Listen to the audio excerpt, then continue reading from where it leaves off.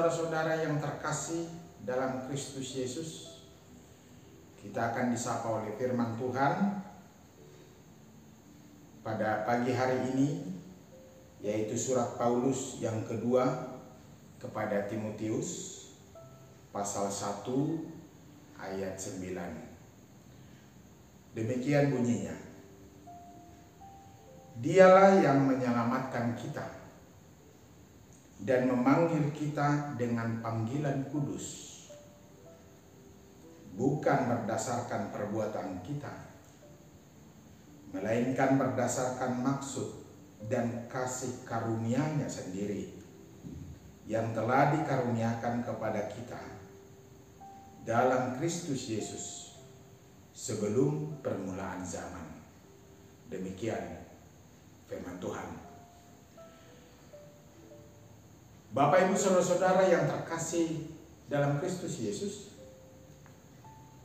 panggilan untuk menderita, terutama karena Kristus, itu bukanlah sesuatu panggilan yang populer, bukan satu panggilan yang enak didengar.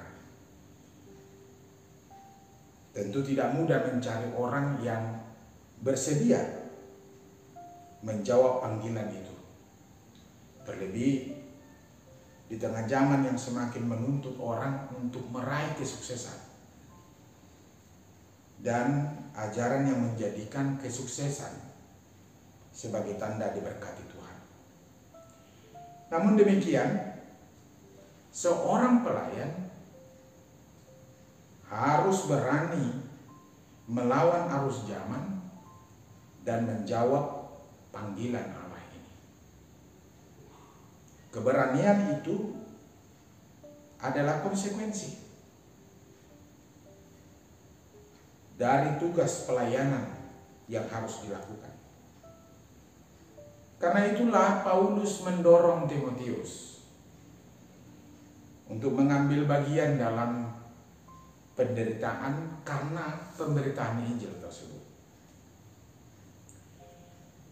Di dalam masa penganiayaan terhadap orang Kristen pada saat itu, mungkin saja Timotius takut.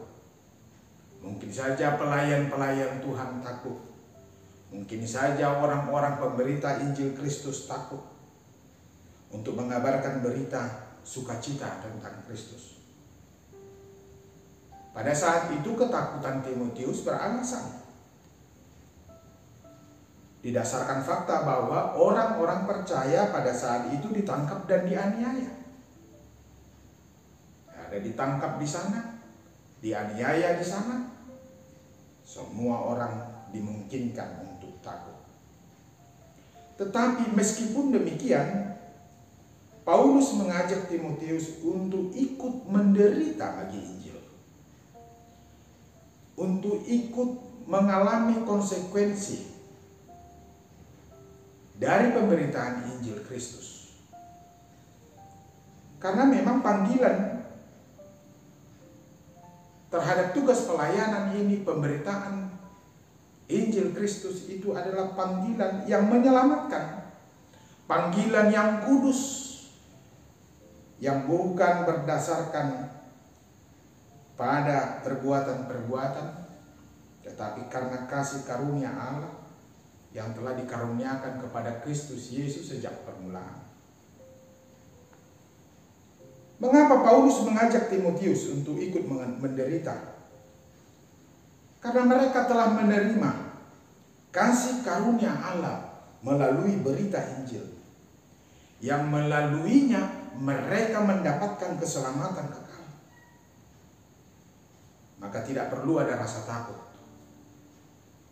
sebab Allah memberikan kepada setiap orang percaya roh yang membangkitkan kekuatan, membangkitkan kasih, dan membangkitkan ketertiban.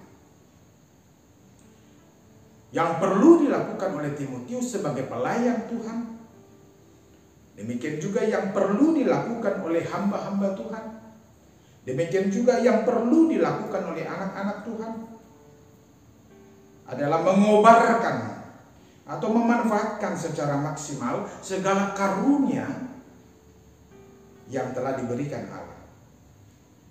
Bila demikian, maka tidak ada alasan untuk tidak memberitakan Injil.